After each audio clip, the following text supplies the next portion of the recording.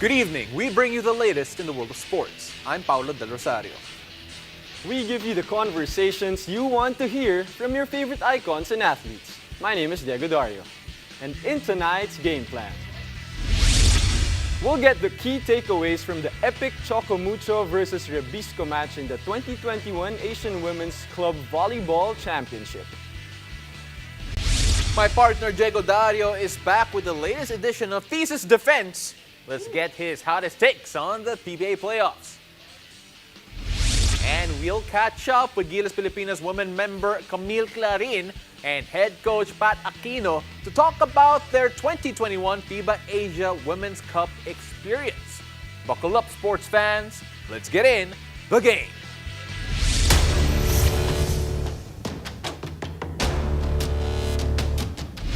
Volleyball fans all over the country were at the edge of their seats as two Philippine teams, Choco Mucho and Rebisco, faced off earlier in the AVC 2021 Asian Women's Club Volleyball Championship. Now to help us break down the epic match, we have the record holder for most number of excellent sets in a single recorded UAP game, Miss Jem FERRER. Jem, grabe yung resume na yan. Hi, Jem. Welcome. Welcome to the game. Hi, Pao. Hi, Choco. Thanks for having me tonight.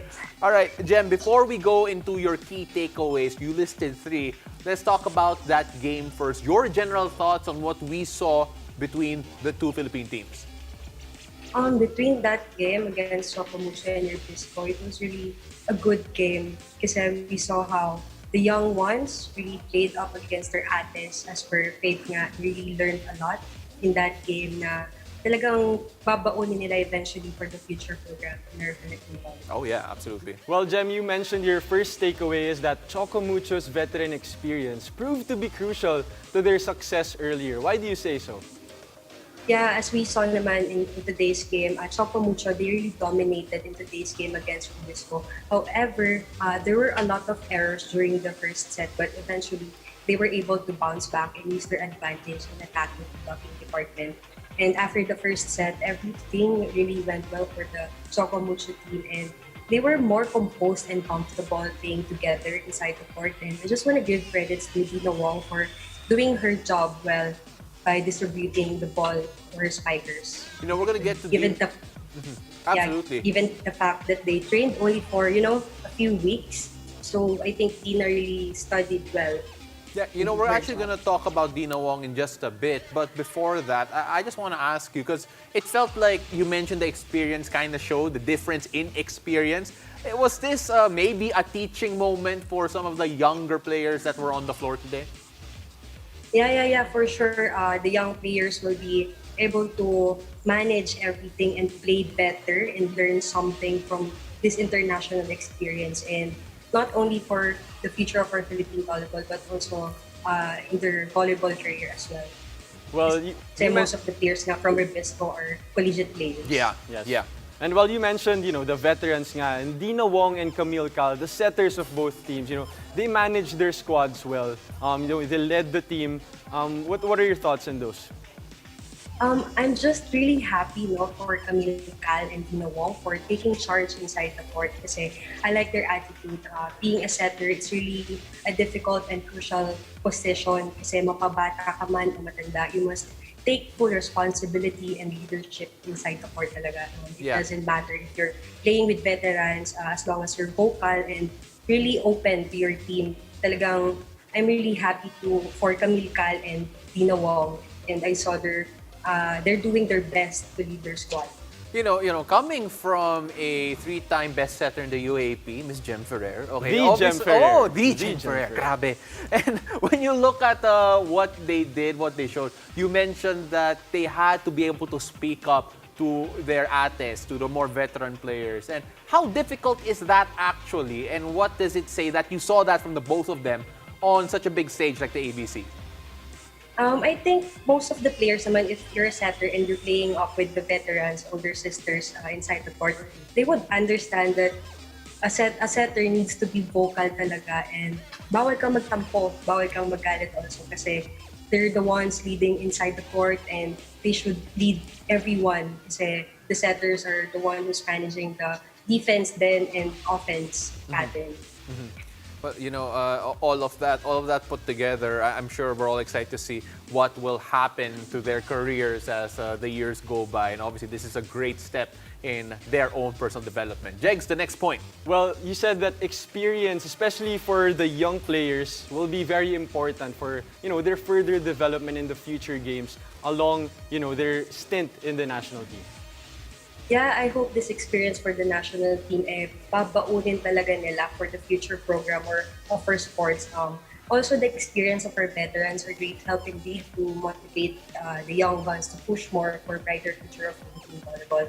And I think if the federation wants to retain the young players, they must be given a good program, and we must have core players as of now in preparation for the next SEA Games and other international leagues as well.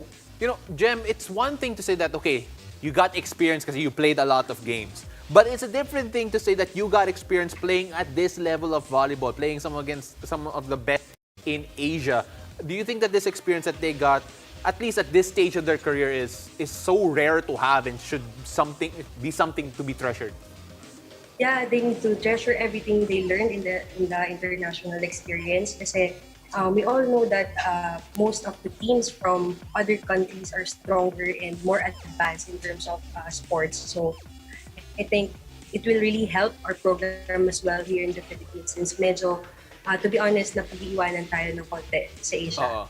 Well, and coming from a very experienced volleyball player like yourself, what do you think are the things that we can improve on, especially the Philippine volleyball, now that we're exposed to different kinds of play now in the international level? Ano yung mga kailangan natin i-improve pa?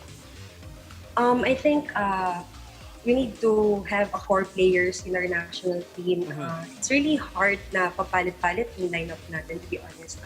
It's okay to change players, but siguro they need to build their core players and then just add strong players in the lineup. Tapos magkaroon ng magandang programa para we can be able to join other international leagues as well and have a synchronized calendar with the international leagues. A lot of steps there for the national team to improve. And Jem, I think you're right. You hit the nail on the head on each and every one of them. Thank you very much for joining us. And I'm sure we're gonna have you again soon. Kasi grabe, again, yung resume niya, no? Ang grabe yung resume ni Jem. We have to have you again more often and to talk about, especially the setters all over Philippine volleyball. Thank you very much. Thanks, Jem. Yeah, thank you, Pao. Thank you, Dario. So after the break, my partner, Dario, is back with his latest edition of the Thesis Defense. Hindi pa siya nag-graduate. Let's get his hottest takes on the PBA playoffs. Stay tuned. You're watching the game.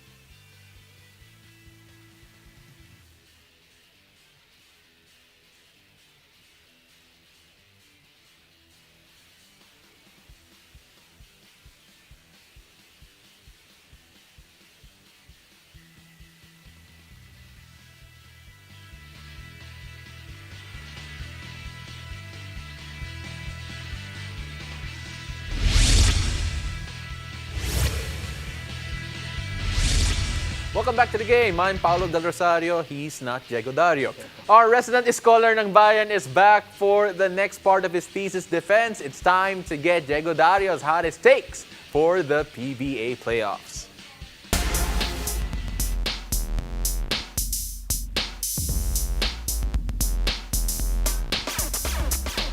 Joining me as part of the panel tonight, we have PBA Rush anchor Carlo Pamentuan. Carlo, so nakailan na thesis defense na si Diego? I think it's maybe his fourth. Hindi pa siya nag-graduate.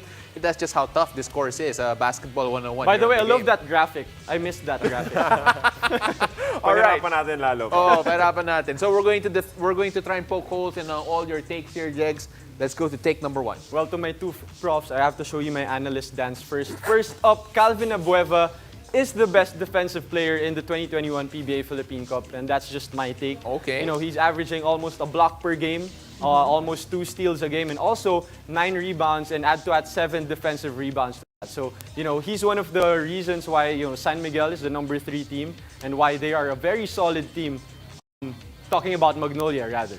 Best defensive player, Carlo. I just have one question. Yeah. Yes, sir, Carlo. Is Calvin ABUEVA better playing defense in his position than Chris Ross? That's my only question. Well, I would say in terms of, you know, guarding the best players on the floor, probably Chris Ross is. But, Okay. But Got you. But in terms of, you know, being a defensive presence, just being on the floor defensively, being in the center, just helping out on the drive, switching up on either guards or big men, I think Calvin ABUEVA, you know, has a greater impact, especially now that he's with a new team and he's still providing the same numbers for this Magnolia. So are you saying if there was an official Defensive Player of the Year award dito for this particular conference, yung mananalo din si Calvin over a guy like Chris Ross? Yes, I would say so. 'Cause right now for me, is he's having a lot of defensive rebounds, almost a block per game, and almost two steals per game. So I think that's big, especially for a guy not even the center or the guard. And, you know, he's the center of the defense of this Magnolia team. All right, I was actually picking between him and Jamie Malonzo. Jamie Malonzo averaging like 2 blocks per game and also a steal per game. And double-digit rebounds. So Carlo, off to a bad start, good start. I think I proved my point well there. All right, our second point for this one. All right, for the second one, Junmar FAJARDO will have monster games for San Miguel versus TNT, especially that, you know, Kelly Williams is, you know, questionable in this series against TNT.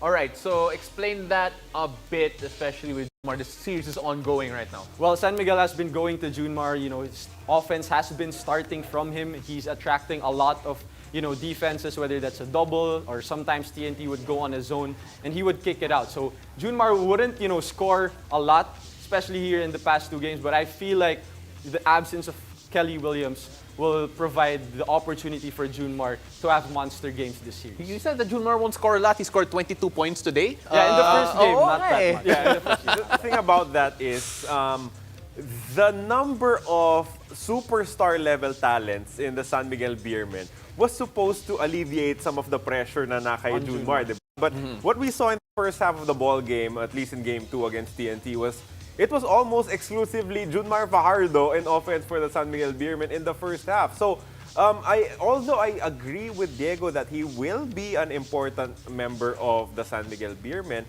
I think that the people around him will have to do a little bit more. Because if you watch the game, it was Terence Romeo who actually lifted the offense for SMB. Yeah, especially in that second half. Yeah, absolutely. So, again, that Junmar, we can't really disagree with it kasi, grabe, magaling talaga si Junmar.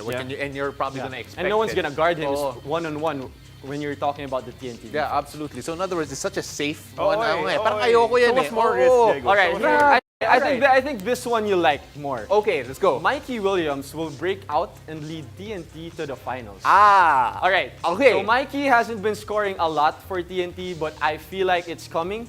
I feel like he's gonna be adjusting to the defense of Chris Ross. You know, Chris Ross has been doing well against Mikey, but I feel like the talent of Mikey is too high for him not to break out in this series. Carlo. 2 games, 2 subpar scoring performances for Mikey Williams. Decent number of rebounds, And assists. decent number of assists. Yeah. But what about boxing out. Is this something important to you? Diego? Well, I'm sure Coach Chot will be studying the film, especially in the last 5 seconds of that game. I'm not sure who will he be pointing fingers on, but I feel like Mikey Williams could have gotten that rebound and get that, maybe an overtime opportunity for this talking text. All right, so on that note, I just want to update everyone who's tuning in. So San Miguel Beermen beat the TNT Tropang Giga to tie the series up 1 game apiece, 98-96 after Marshall Astor winner off a missed box out of Mikey Williams. At least at that point. Again, defensive assignments could have been different. Coach Shot will go through that. All right, next point. Well, for my final point, Paul Lee will score 25 plus points in at least 2 games and will lead Magnolia to the finals. So I have TNT and Magnolia in the finals. I had to make my hottest take, and these are my hottest takes for this one. Paul Lee with 25 I don't plus. think that the 25-point margin is A hot take. a hot take. Yeah, right?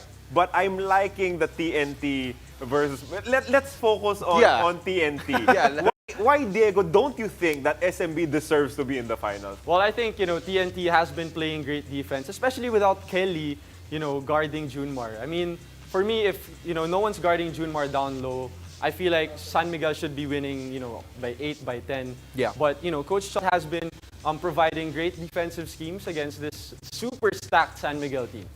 Well, just to add context to that, in Game 1, the Beermen were only allowed 68 points through 3 quarters, which is the lowest count throughout the entire conference. So again, this TNT team is getting work done defensively.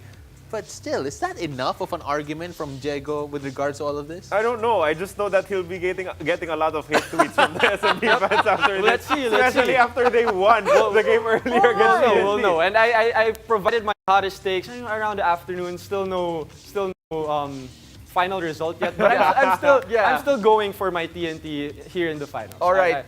I feel like they're a #1 team for a reason. So, okay, so basically your finals prediction is the TNT Tropang Giga and the Magnolia Hotshots Pambansang Manok through Paul Lee's 25-plus point performances. Especially with how Meralco's playing him. They're denying him the ball. They're providing, traps, double teams on Paul Lee. My only question is, what do we get if you're proven wrong? I don't know.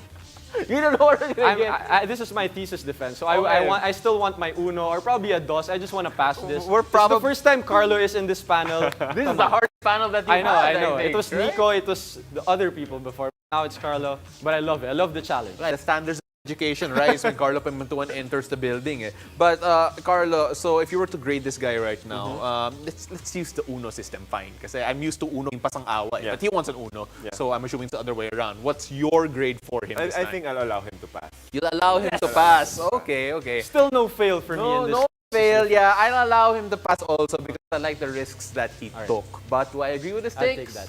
Not Probably so sure not. yet. Not so sure yet. But again, Jegs, thank you for that. You're going to come back here right after the break. And Carlo, thank you very much for making his life miserable. Thanks, It's Sir my Carlo. pleasure. Thank you. It is my absolute pleasure. All right, so when we return, we'll check in with Camille Clarin and Coach Pat Aquino to talk about the recent run of the Gilas Filipinas women at the 2021 FIBA Asia Cup. Stay tuned. You're watching the game.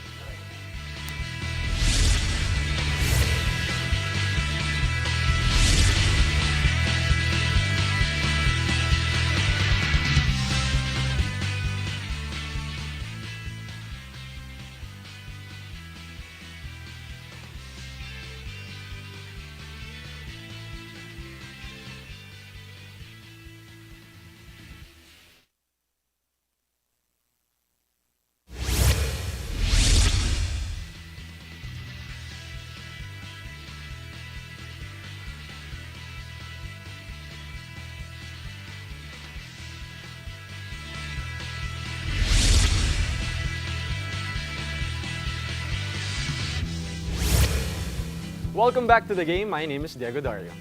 The Gilas Filipinas women's team remains in Division A under the FIBA World Rankings after capping off their 2021 Asia Cup stint with an amazing comeback win over India. Joining us tonight to relive their experience of competing against some of the biggest teams in the world, Gilas women member Camille Clarin and head coach Pat Aquino. Welcome to the game. Hi guys, thanks for having us. All right, Hello guys, good evening. Hi, Coach. First of all, that final game against India, still gives us goosebumps. But can you talk us through the emotions and the mindset of the whole team going to that game, Coach Pat? Yeah, because the past 3 games was really disastrous. Preparing just for 2 weeks going into the tournament. I know we have a lot more to give, but but the thing is, after failing the first 3 games, I didn't know what's going on with their minds. But I just told them, yeah, you just have to compete with all you got. Just bring out the best from you, and hopefully, I got the best of them, and we won the game. And, congratulations on that, Coach Pat. Pero na-mention ni Bea Daez before, here in the same show na you talked to the team halftime in that game against India, and yun nga, nag-comeback kayo in that win. What did you say to the girls in that halftime break? This was our last game to be in level 1. So you really have to bring out your best. You have to play together, and that's always my vision to them is, you have to be together in playing in this game, and that's what's happened. And having the leader with Jeline Ponteos starting up with the first half, and it clicked with Afril doing his job, and then Kate Castillo finding her range, and the support of the young ones was there. It was a great game for me. Camille, a lot has been said about how fiery Coach Pat can get when he is talking to his players and motivating them. Describe that halftime talk in going into the final 2 quarters. It was the motivation we needed, honestly. The thing was, regardless of what happened in those last 3 games, our goal was still viable. We could have still got that win, and that's what he emphasized to us. What was on the board was we need to win in a big, big circle, and that's what he did during the halftime. He just kept circling it because that's really all we needed to do, and he got it across. Maybe in a very loud, eccentric way, but whatever works for us because we got the win. Camille, I'm still disappointed that you didn't get Coach Pat to dance during some of the TikToks taken. We have. They're just secret not videos. Okay, all for right. the team only. Noted. We're waiting for that when you come back on the show, by the way. Anyway, so this was a new experience for you, at least at the senior level. You had Coach Pat and the vets there. What was it like to actually be able to put on the jersey? And did your respect level go up more for the vets because they still got their numbers despite that caliber of opposition that you girls faced?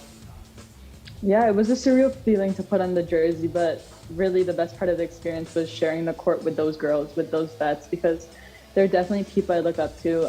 They definitely helped me and the rest of the rookies get through this as seamlessly as possible, and for them to continue to perform at the level they have, despite the lack of training, despite whoever we went against. It shows their heart and it shows their passion for the game. That's for sure. Well, for Coach Pat, it's been said that this was also an opportunity for the rookies, for the young ones, to learn what it takes to compete at that level in the international stage. How happy are you with the performance of the first-timers like Camille here? Pretend she's not here, Coach. Oh. Yeah, I was happy. I was very happy with them. Camille stepped up. I was not thinking of that she was stepping up, but she did. I was so proud of her. Also, Ella FAJARDO was there. Those experiences that they had with this tournament can bring out more in the future for them. I just hope that they continue to compete, they continue to work harder, and they now know what kind of game they're up into, like that level. So I hope that they continue to being there for me and for being there with the national team. Well, Coach, this again, we always say that this is a young team. This is not necessarily, at least on paper, the team that the Philippines could have that you would describe as the strongest. But then, can you describe your feelings going into that final game in India, and then contrast it with what happened right after the final buzzer?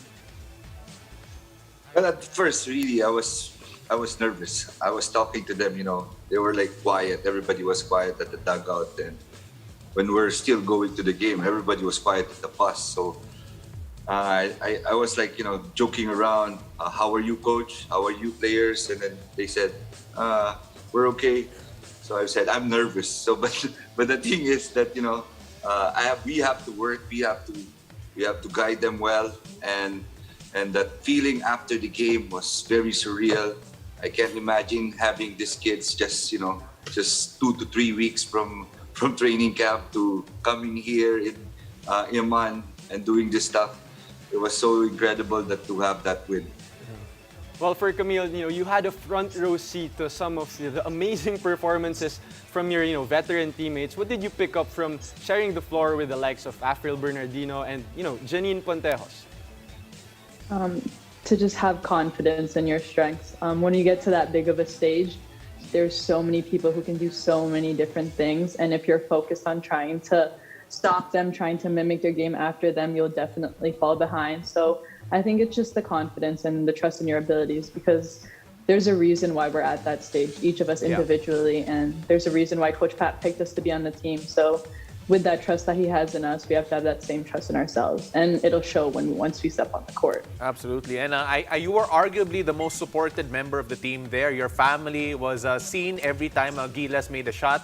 And I covered one of those games, and I was like, oh, that's her entire family that's out how there. it's supposed to be. Yeah, that's how it's supposed to be. We're super happy for you and grateful that they did come and shared our love through them to you girls. So, Coach Pat, what's next for the Gilas women's program, though? Because, again, we're still in the middle of a pandemic. But then, what are you looking forward to, and what can we expect from you and the rest of the SBP? Well, I'm looking forward this coming February. We'll be having this pre-qualifying tournament for the World Cup. And in May, there's going to be the Southeast Asian Games. So I'm just so happy with the support of SBP, especially President Alban Lillo, SAP, Ryan Gregorio, Sir Butch Antonio, and of course, ED Sani Barrios for supporting us in this tournament. And we promise them that we'll do better next time.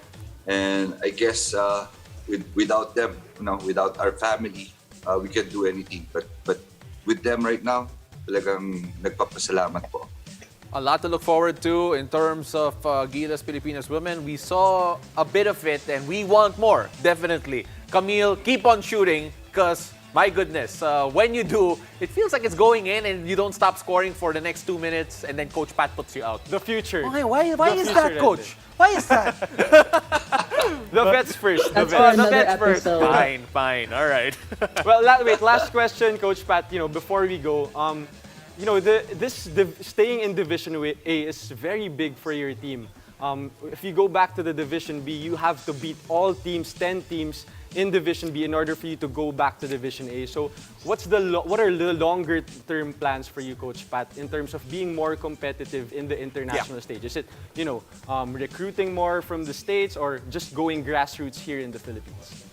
Yeah, that's going to be all over. I mean, first, again, the recruitment from the States and other countries, foreigners coming in to be naturalized. But then again, we have to let them know, inform all those kids that you have to have the rules of FIBA. The 16-year-old, you have to have a dual citizenship already before the 16 years of your age, and then the program here also, we have to develop grassroots, and that's what I'm gonna do after the pandemic. Hopefully, this pandemic's stop na, and then we go move forward and doing that. That's right, Coach. And, Coach, you know what? We're very grateful for the work that you're putting in terms of grassroots and recruitment, and we can't wait to see what the next step is. Thank you, Coach Pat and Camille. Thank you, guys. And that's it for us. Thank you for joining us. My name is Diego Dario. I'm Paulo De Rosario. This has been The Game.